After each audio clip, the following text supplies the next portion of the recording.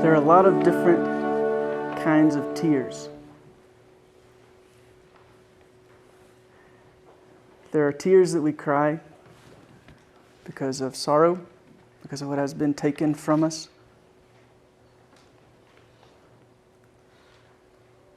There are tears also that we cry because of joy, because something so good, something so beautiful has happened that we overflow and we have to weep for gladness.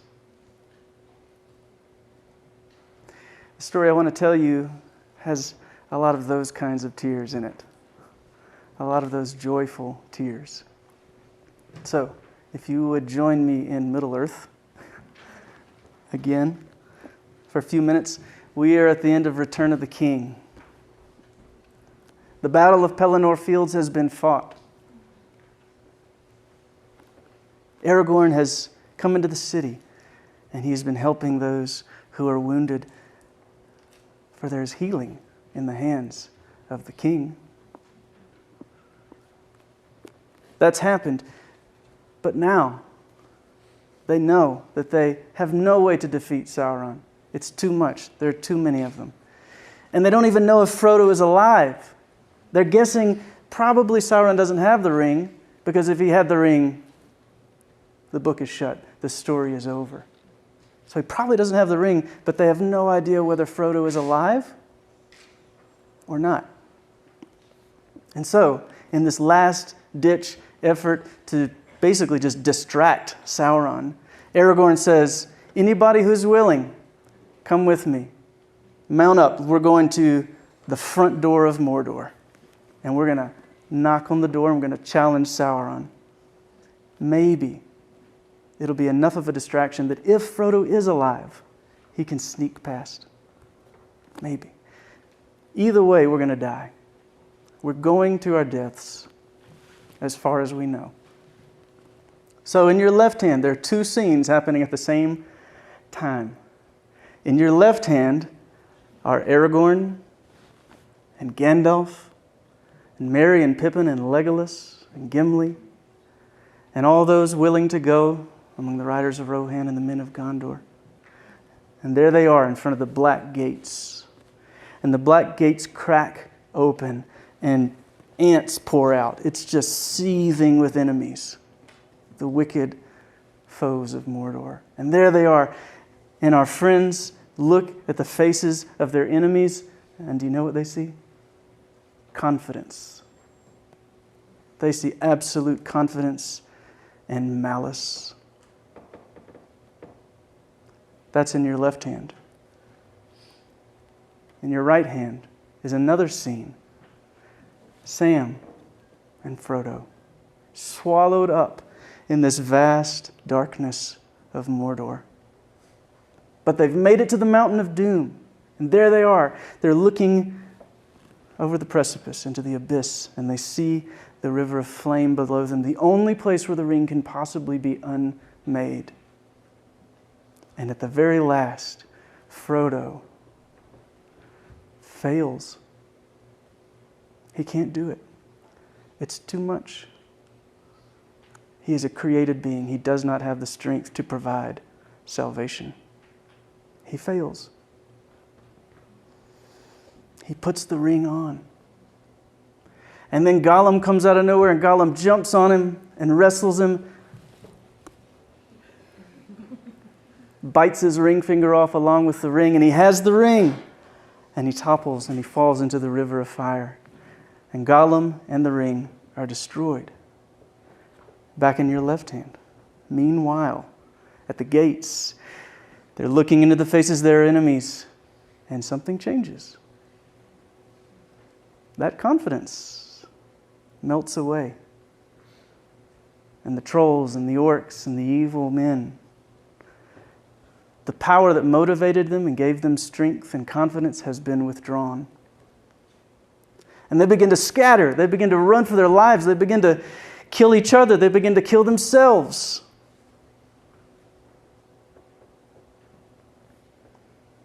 And Gandalf knows what must have happened.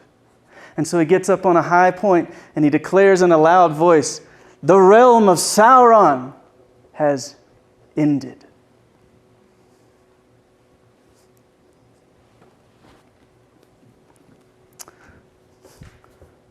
The ring bearer has fulfilled his quest.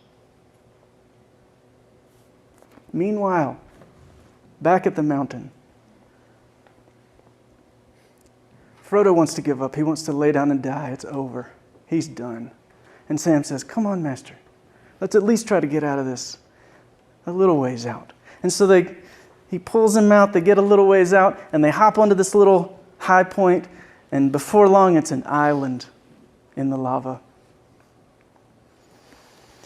And Frodo says, oh, Sam, this is the end. We're dead. But boy, it's good to have a friend with me. At least I have you with me, Sam, to die with. And Sam says, oh, Master Frodo, maybe somewhere, someday, somehow, they'll tell stories. They'll say, oh, have you heard the one about Frodo of the 9 fingers and the ring of doom? And they pass out. They're unconscious. Back over here in your left hand. Our friends. It's going well. And Gandalf whistles for Gwaihir, the Wind Lord, the great eagle. And the great eagle comes down and he says, Gwaihir, if I ever needed you, I need you now. Paraphrased. Gwaihir says, let's go. 3 eagles go. Why 3? There's one for Frodo. There's one for Sam. And because love hopes all things, there's one for Gollum. Just in case. Maybe he made it. The eagles go, and now our 2 scenes are married. They merge. And there's Frodo and Sam. The eagles with their eagle eyes spot them down in the devastation, in the desolation.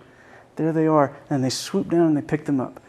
And the next thing that happens is Sam wakes up. And before he even opens his eyes, he smells the sweet fragrance of flowers. He's in a garden and he says, oh, I must be dreaming. I must be dreaming. There's no way I'm in Ithilien, the garden of Gondor. And then he opens his eyes and he sees Gandalf. The last time he saw Gandalf was plummeting down an abyss in Moria with a Balrog wrapped around him. Gandalf is dead. There's no way. And he says, Gandalf? I thought you were dead. Because he was. He was dead. But he's been resurrected. And then Sam says, but I thought I was dead too. And he was. He's been brought back from the very brink of death by the king. And he says the most beautiful line now. He says, Gandalf, is everything sad going to come untrue? What has happened to the world? Can we make a liturgy out of this? I'll say, what has happened to the world? And you say, everything sad is coming untrue. You want to try it? What has happened to the world? Everything sad is coming untrue. What has happened to the world? Everything sad is coming untrue. And then Sam turns to his side and he sees Frodo. And he says, Frodo, wake up, you got to see this. And Frodo goes, yeah, I know, I woke up several hours ago. I already seen it. You were so sleepy. I went back to sleep waiting for you, sleepyhead. So then they get out of bed and they get dressed and they're taken out. And there's Strider. But it doesn't look like Strider anymore. He's the king. And they see him. They see Strider as the king who has returned. What has happened to the world? Everything sad is coming untrue. And then Merry and Pippin stride up. And they look unusually tall. What's going on? They've been drinking int droughts. These are friends they never thought they'd see. They were sure they would never see these friends again. What has happened to the world? Everything sad is coming untrue. And then there's Legolas, there's Gimli, Friends that they never thought they'd see again, they're all embracing, they're reuniting. What has happened to the world? Everything sad is coming untrue. And in the midst of all this, the king bows to them and says, for the ring bearers, praise them with great praise. And all the peoples join in and say, praise him with great praise. In the midst of that, the king's minstrel, the king's poet, the king's songwriter, the king's storyteller stands, and he begs leave of the king to sing of Frodo, of the 9 fingers and the ring of doom.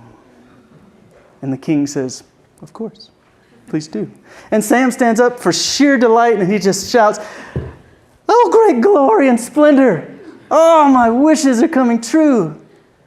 And then he burst into tears. He just lost it. And the rest of the crowd, the rest of the company, they laughed, but then they understood. And they all burst into tears. They all wept along with him.